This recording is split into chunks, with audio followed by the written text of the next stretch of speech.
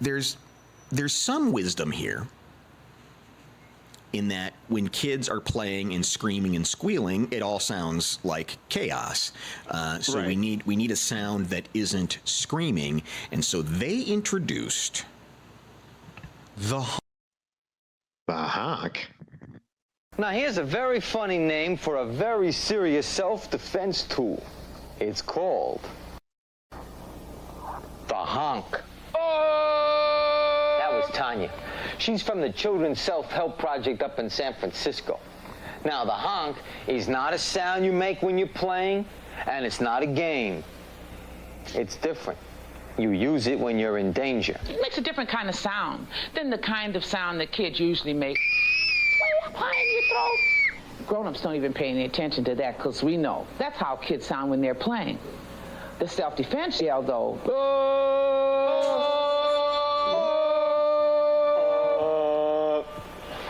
I like that. I like that.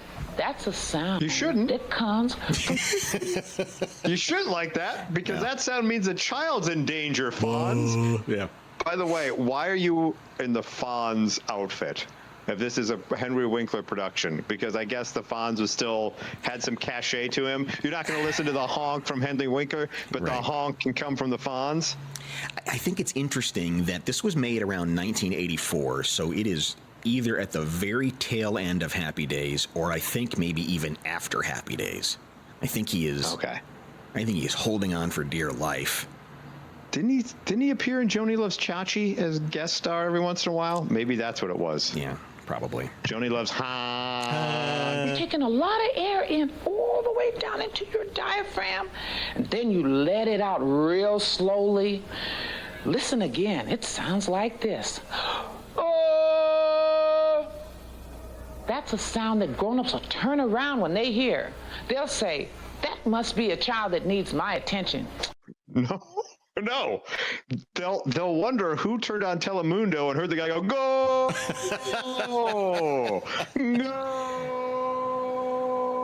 Go! Yeah, you're right. I think it would. I think if you were walking by a park and you hear a kid do that, you just go, What the hell? yeah.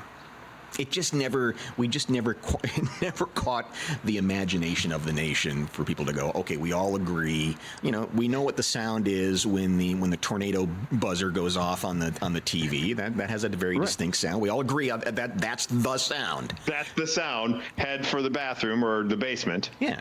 This was on some, bottom level VHS store tape. There was ones they gave away free at Blockbuster when you can get free kids movies. You could just walk in and take them. It was this. It was the honk. Honk.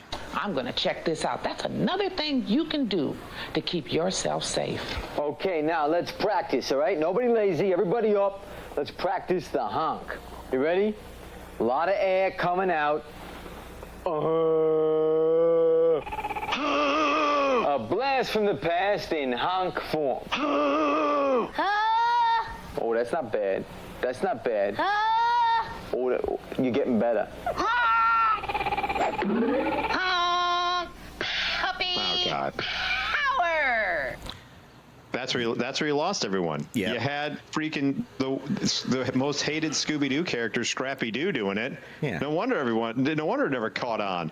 Exactly. Yeah. And he couldn't even just stick with the honk. He has to throw in his dumb catchphrase.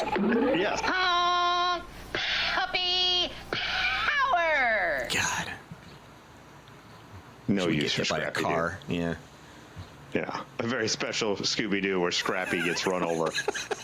And you know what I did after I ran him over? I gave the honk. Said beep beep, ran your ass over, Scrappy Doo.